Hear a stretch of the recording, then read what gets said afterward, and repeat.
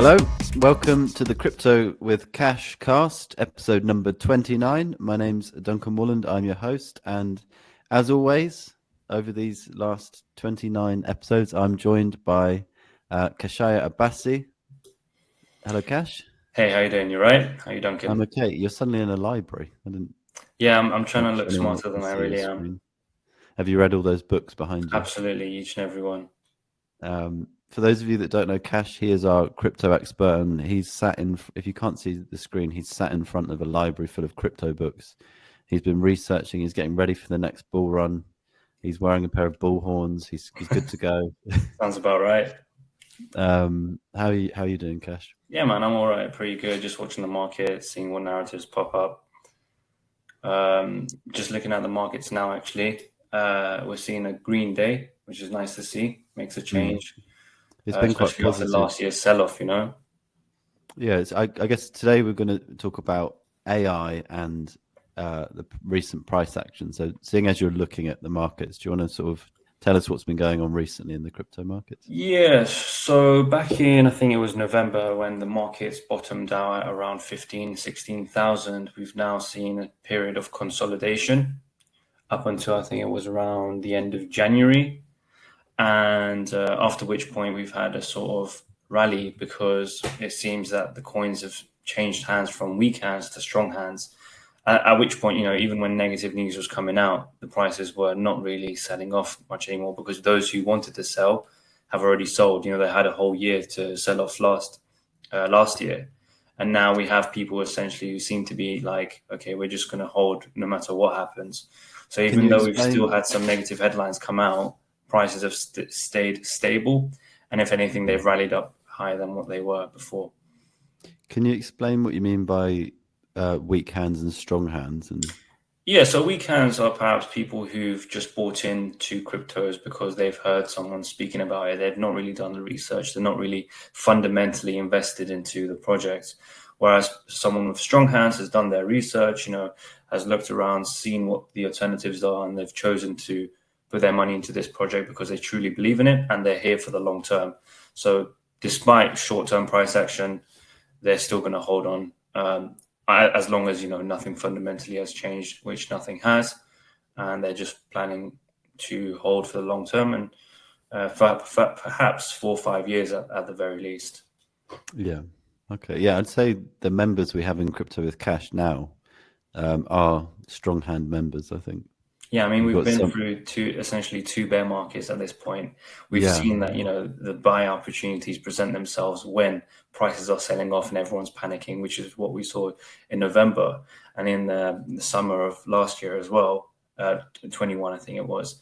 Not 2022. It was already 2023. It's kind of crazy. Yeah. But yeah, in 2021, we had a mini bear market, and actually the best buying opportunities came about right during those periods. And I think we're seeing a similar sort of thing happening again. Prices sold off in November after the collapse of FTX. Bitcoin went all the way down to 15,000, and now we're back at 22,000 and a half as we speak. So good stuff. Yep. And there's been a few like positive little coin stories over the last week or so, but I mean we're still in a bear market. Yeah. And coins still need to move a lot higher to regain their previous all-time highs, but it's been nice to have some positive news recently, I think. Yeah, of course, and we're seeing the rise of some new narratives. A lot of focus seems to be on right now AI. So I'm not sure if our readers or listeners have heard of ChatGPT, for example. It's this new AI technology, large language model, which essentially you can have a conversation with it. You can ask it to do things, and it will do it on the spot. And for the first time, it actually feels like we have a real Google competitor on our hands. I don't know if you've heard, but Google has recently, as soon as they saw the rise of ChatGPT, they've announced their own sort of AI product called Bard. And what's interesting is that during their demonstration just last week, it answered one of their questions wrong, and the stock sold off like 10% almost instantly. They lost $110 billion off their market cap. I think it's one of the biggest crashes that Google's had ever. And it happened because their AI model. That's quite an early. I'm guessing they were just showing an early version or something. Because I I believe so. But the thing is, there's so much focus and hype around AI at the moment. Everyone expected Google to come out with something much better than they did, which is why It's the the stock sold off yeah. so much and so quickly. I feel like AI is the new Twitter NFTs grift. or Yeah, it's like the new grifter. Like, you no, get you rich say with that, AI. but I'm not saying there's not something to it. Obviously, there is, but no, I agree. I mean, one thing we need to realize is the fact that the way I see it, the AI that exists on the market today is kind of like the PlayStation 1, the first Mm, generation of AI. Just imagine it's gonna be like in 5 or 10 years time. It's like when the internet first came out, not everyone, but many prominent voices even called it a fad. They said it's just, oh, why do we need that when we have fax machines? And why do we need that when we have this and that? But then now, we use the internet every single day. mm, And AI at the moment is just that, artificial intelligence. But there are discussions that by 2030, perhaps, we're going to see AGI, which is artificial general intelligence. And at that point, the technology will be able to replace a human being essentially in any task done digitally, sometimes even mm. physical if you can connect robots and whatnot, if those do exist by that point. But it's very interesting stuff. So you could be like, oh, I have this spreadsheet, look for this certain name, find that person's email address, send this document to them, and it'll just do it. And you'll be like, oh, I'll do this at 2 p.m. and I'll do it. Or you can So be there's like, already, anything. yeah.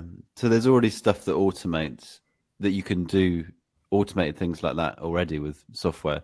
But I guess it's being able to just write it in plain language, isn't it? Yeah. I mean, Um, ChatGPT right now, the way you can operate it is you can be like, oh, can you write me code in Python script, for example, for mm, it to gather recent, I don't know, information on the weather. Can you give me the average temperature of the weather in, I don't know, Nebraska, for example, or wherever? mm. And it'll do So like it. an advanced Google kind of, like it kind of Yeah, gives so you a more that's fuller exactly it. answer. So a lot of people have started saying ChatGPT, which is a product by OpenAI, funnily enough, which is, I think, owned by Elon Musk, is the first time people are like, okay, Google has a competitor, which is why Google seemed to have rushed their AI product Out the and door. this selling that ensued after that. I guess one of the things I said to you before we started this that I find AI already, I'm finding it really boring. Yeah. And I think that's in part, I think for me, it is not being able to separate, all the people online that just kind of jump on the bandwagon and it's just sort of exhausting. It's another thing that is just sort of almost like a really cool new technology, novel idea, like NFTs. NFTs will find some use case, but then the kind of online sort of perpetually trying to make money out of everything and sort of become a guru of everything, that whole sphere just sort of latches onto anything new, and to me it kind of puts me off a bit. But I guess one of the things I think is, and I'd be interested to know what you think, is so there's a focus on like why would you write a book if an AI can write a book, or like why would you do any of these things if an AI can do it? And I guess I wonder if there'll be a I think no, it's a good question. And ultimately, I think it comes down to the consumer.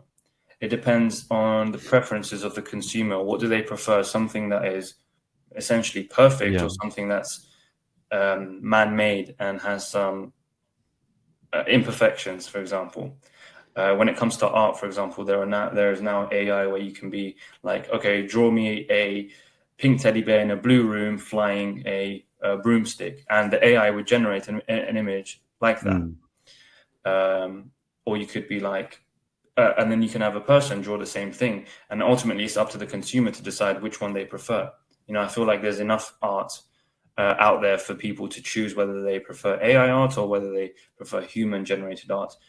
mm, I think David Guetta, one of these a famous music producer, he's started using AI generators by making it produce a beat and also mm. getting it like a celebrity's name, like for example a celebrity's voice, like Eminem, to say a certain phrase, and then he's adding that into his music.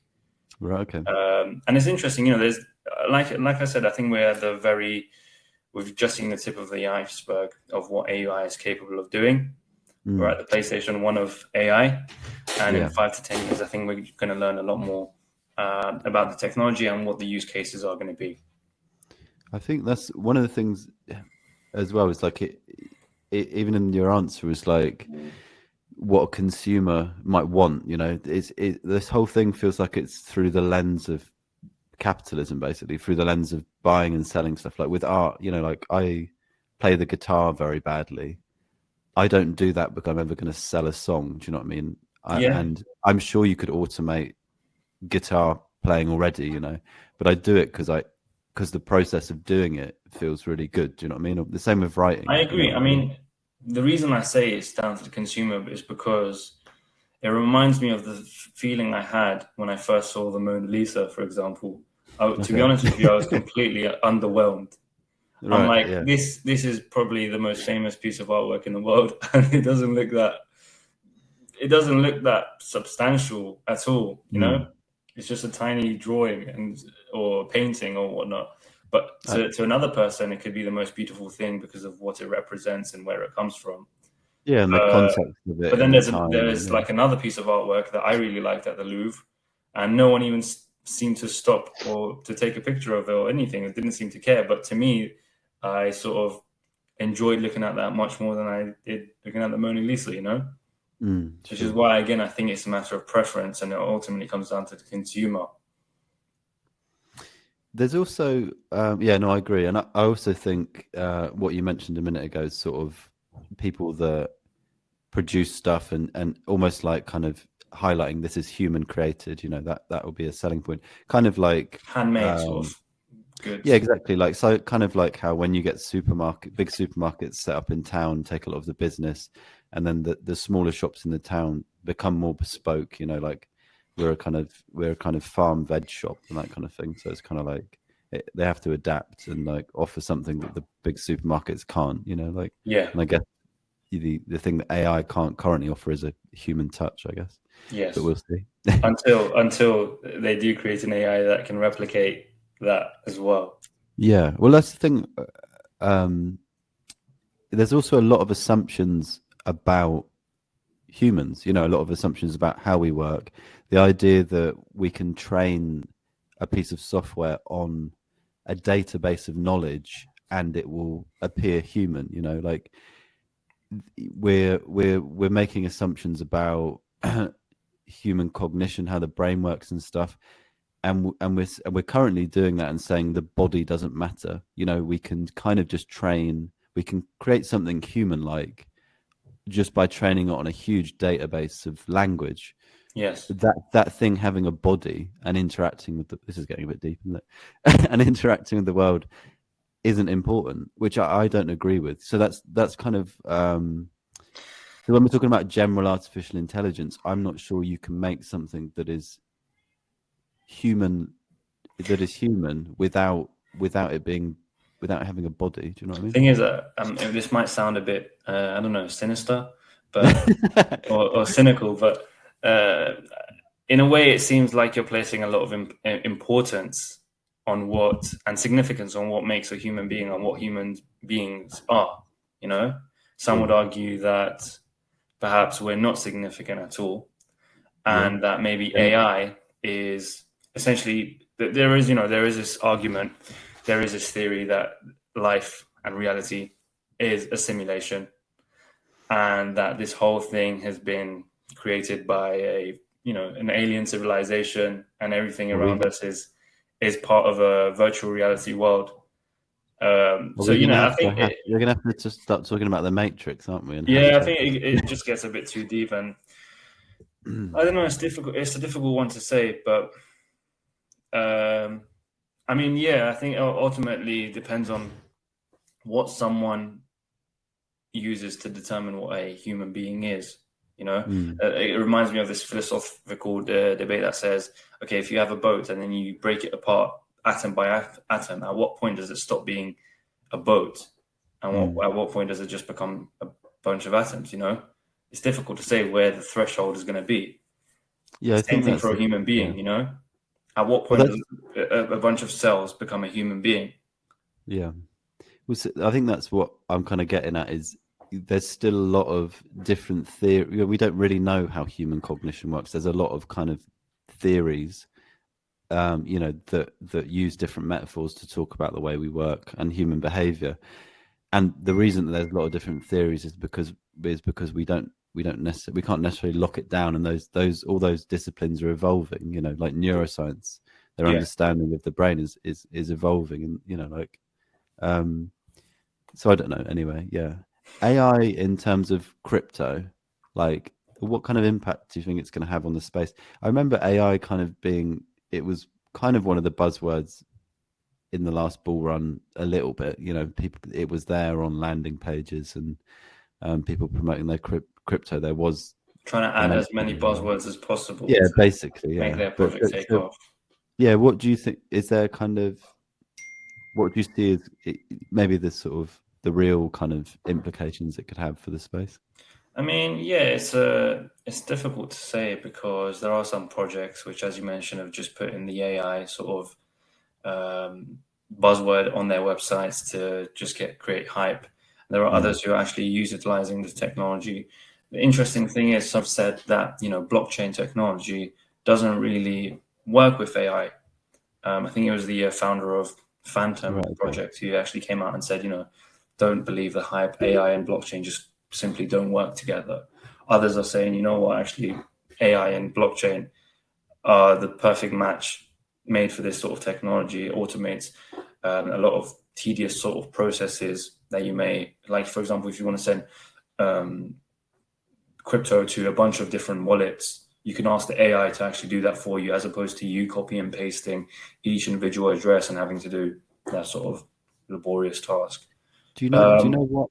Sorry, I didn't mean to. Do you know why you say the founder of Phantom? Do you know why he said that they weren't? He didn't think they are compatible. See, the thing is, he's kind of a he's controversial in the sense that he just comes Oh, right. every so often and he just disappears and doesn't say Right. anything for months, and he comes back when he sees a certain narrative popping up. But I'll have to look into that. So he just appeared, said something controversial, disappeared. Yeah. So perhaps Yeah. perhaps he's achieved his goal by having us Yeah. talk about it right now. But yeah, we'll have to see what happens. I think again, it's very early stages right now. A lot of projects will talk about AI to create hype, but we'll have to see which of these claims will be substantiated in the years to come. Yeah, sure. Does it? You like the virtual reality kind of space as well? Yeah. Does it have does it? Is there a crossover? So yeah, is there crossover with virtual reality stuff? Or? Perhaps, but I don't really see the connection just yet. I mean, I think we're going to see augmented reality become a bigger topic in the years to come, as opposed to virtual reality, which we've already had a bit of, the hype kind of died down quickly after the bull market ended and the stock market sort of crashed. And I think even Meta's lost significant amounts of money. I think billions, if I'm not mistaken, on their Meta products. But again, I think they're planning on the future, and they're hoping to hit the ground running when the wave of AI, AR, and VR actually does come. So we'll have to see. Yeah. Okay. I've got one more thought about AI. I guess. I thought, it's presuming that like the AI trend keeps happening, it gets better and better, and more we kind of. I guess what I was thinking is like human stuff becomes more and more important, like being able to sort of like have conversations like this, more sort of interactive stuff, like the crypto with Kash community and the kind of like chats and stuff that go on in there. Because if an AI starts being able to give investing advice, do you know what I mean? Or because presumably you can train it on a database full of, I mean, past stock people have market. started doing that, using AI to actually calculate certain things that have happened in the past to try and figure out what's going to happen in the future. And interestingly, you mentioned this podcast. AI has actually regenerated a podcast between Joe Rogan and Steve Jobs, who's of course now dead. So what they've done is the AI has created a conversation between them, it's emulated their voice, and it's actually quite an interesting podcast. It's a video on YouTube, so you can search that up if you want. So what happens when, because I guess I didn't realize the scope, because I'm a copywriter, I write for a living. ChatGPT is a language AI, so there's been a lot of talk in my industry, I guess, of like, what's going to happen to copywriter jobs, like how do copywriters use AI to sort of help structure things Yeah. and whatever. I didn't realize it was so. If an AI can kind of generate a podcast, which is something that I think of as really interactive and spontaneous between two people, a conversation. It can basically, I mean, do we just does in person stuff just become more important? Going and meeting people in person. You say that, but I think this also opens up the discussion about UBI, universal universal basic income, right? Yeah. So because AI is going to replace a lot of jobs in the future, there's this discussion about whether or not governments will have to, give UBI to essentially keep people alive, because otherwise they don't have a way of generating income. I feel we're a long way off. I don't know if that's. I don't know if that is wishful thinking, but yeah, I mean, I agree. I think that would be great. I think because AI has essentially gone from something that's barely capable of doing anything to blowing. I think it's become one of the fastest technologies in terms of how many users it's acquired. I think it's reached 100 million users faster than Facebook, faster than Instagram, faster than any technology out there. It's gone super viral, so much so that the website is always down. But yeah, I think it's interesting to look at the scope, and it's right now, because of the way technology works, it's exponential. So the language it knows now and the language it will know in a year's time is more than the languages it acquired in, the past 10 years, for example. So we'll have to see what happens. But there's AI now where you could be like, okay, create me a video of me sitting on an elephant, first person view. The elephant walks into to a castle, sees Princess Peach from Super Mario, rescues her using his trunk, and then runs out. And the AI will generate that and make it look realistic, which is kind of crazy to think about, because then we have to talk about whether it's going to replace movies, directors in the future, props. All these people, all this money spent on props and sort of stage and creating scenes in movies, and all of that may not necessarily be needed. CGI, everything. Well, I guess it may be. I mean, what the internet has done in a lot of industries and stuff is democratized the ability to do something like this podcast. I mean, we're not in professional studio. We're able to produce this podcast. It's essentially like a small radio show or something, which we would know, and we could do like live chat and stuff. But like we wouldn't have been able to do this 10 years ago, or I don't know, 15, 20 years ago, without a kind of probably longer than that. Without, we would have had to have like more equipment. We couldn't have just sort of done this as easily. So maybe that happens with the film industry. So, like anybody can just make a film. But like you said, that means there is job loss, or jobs change, don't they? I guess jobs change. I think the first step would be jobs changing, and unless you're able to keep up, then yes, you may be potentially left behind. But maybe that's in 5, 10, 15 years. We'll have to see what... I have old man syndrome when it comes to this, because I already feel, I mean, I try not to use social media and stuff too much, but I already feel exhausted by it. It just gives me overwhelming. It is. Yeah, it just gives me a feeling of like, I should be doing this, I should be doing that, and I'm not. It's just too. It's almost too much already, and it just feels like it's only going to get worse. Well, yeah, things are even going to be like changing even more. I guess for me, then I'm a customer for slowed down human content. You know what I mean? You want to sell me. You're going to go back to the old Nokias.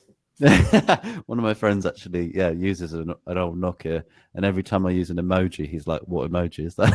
It comes up as like symbols. I can't even put a bit of code. Emoji. Yeah, but yeah, I think I've definitely got old man syndrome on this. So if anybody's listening to this for AI investing advice, don't listen to me. Do the opposite of what I think. Listen to Kash.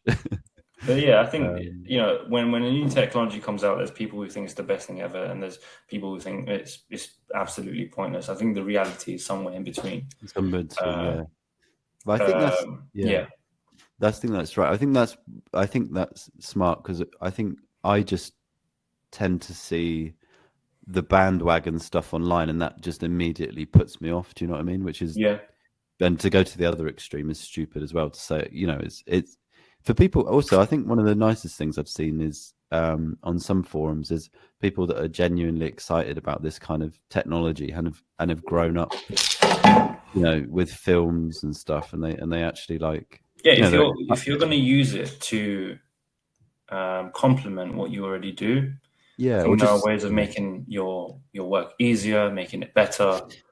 Um, but yeah, I do agree. I think I mean, hopefully, it's still a few years away from people losing their jobs to a bit of code on a computer. Even though it's already happening in some ways.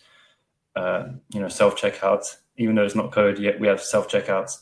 You have Amazon shops popping up in central London now, where you just walk in and walk out. There's no cashiers. oh right, okay, Yeah, that sounds appealing to me, but then yeah, I'm part but of the the thing is, problem. when you go in, you have to scan your Amazon barcode, and there's apparently 1,000 cameras that follow you inside Right, the okay, store. So anything yeah. you pick up, it automatically adds it to your account, and you just walk out the barriers, and it charges Oh you. wow, okay.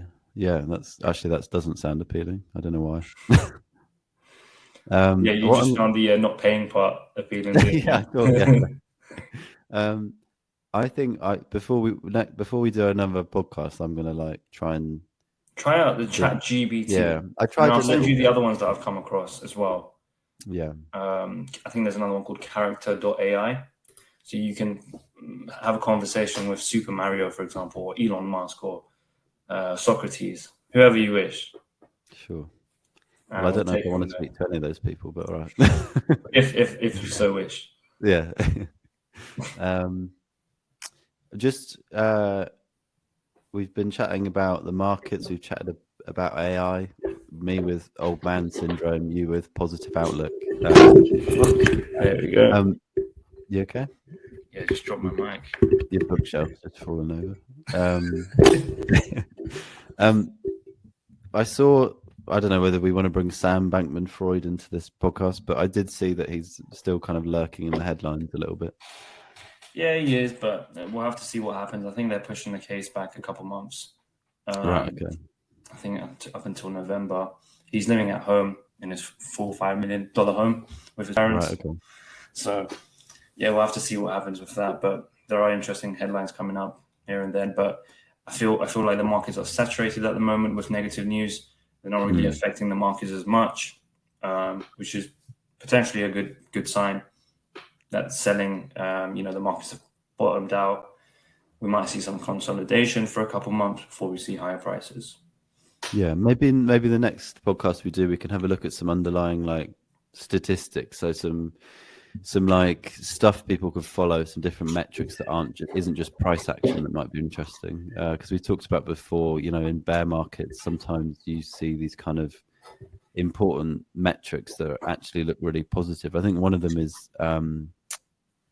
like revenue from the different blockchains. Yeah, I know fees that's something that some generated. people follow. Yeah, so that's a very like productive metric. Shows you like, are people actually using a certain blockchain? And there's some really easy to navigate websites that kind of show that stuff. So maybe we can do like a deep dive in a couple Yeah, of why weeks or not? something. Okay. Well, thank you. I'm going to say thank you for your time, Cash. But now I'm not sure whether you're just an AI that I've been talking to for the last half an hour. I can prove that I am a human being now. Yeah, Yeah. there we go. But yeah, thank you very much for your time as well. It's been a great chat. Let's Yeah. enjoy these chats while we can before AI replaces everything that we do. Yeah. Okay. I'm gonna go play my guitar and think about how AI can do it better. Sure, sounds good. No, thank you, and thank you for anybody who's listened. If you'd like us to speak about any topics or anything like that, then drop us a question. If you'd like to join the Crypto with Cash community, Cash is still researching new crypto investments through this bear market. Trying to pick up deals. we put out a newsletter every 2 weeks with a new crypto recommendation in it, and we have a community where we chat about the recommendations and the markets in general. We've got some old hands in there. Graham, who's posting positive news every time there's an uptick recently, which is good to see. So everybody is always welcome to come and join us there. Anyway, thank you again for your time today, Kash. Thank you. Take care. Okay, bye. Oh, my laptop just froze. That's good. Good way to end. Bye.